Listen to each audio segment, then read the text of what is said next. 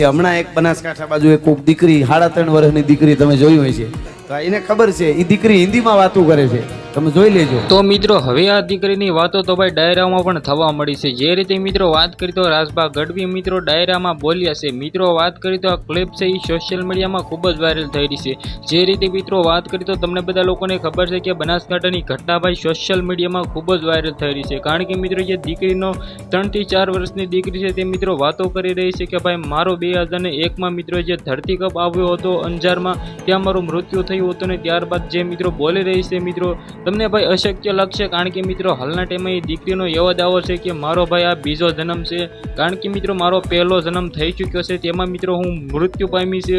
2001માં મિત્રો જે અંદરમાં ધરતીકંપ આવ્યો હતો તેમાં મારું નિધન થયું છે. અને જે રીતે મિત્રો વાત કીધું તે એવું પણ કહી રહ્યા છે કે મારા પિતા છે એ કેકના મિત્રો એમ કીધું દુકાન હતી તેને, સાથે સાથે તેના મા બાપ પણ મિત્રો ત્યાં અંદરમાં રહેતા હતા. આ પણ આ દીકરી બોલી રહી છે. જે રીતે મિત્રો વાત કરી તો હાલના ટાઈમે મિત્રો રાજભા ગઢવી ડાયરામાં બોલ્યા છે કે મિત્રો આવા ઘણા બધા કિસ્સાઓ તમને સામે આવતા હોય છે. તેમાં મિત્રો દેશમાં 200 થી 300 કિસ્સા છે, જેમાં મિત્રો વાત કરીએ તો તે દીકરાઓ બોલી રહ્યા છે કે મારો આ બીજો જન્મ છે, પહેલા જન્મમાં ઘણું બધું યાદ રહેતું હોય છે.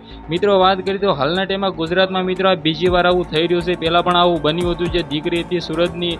જે રીતે મિત્રો વાત કરીએ તો તમને બધા લોકોને ખબર છે કે સોશિયલ મીડિયામાં ઘણા બધા વિડીયો વાયરલ થતા હોય છે.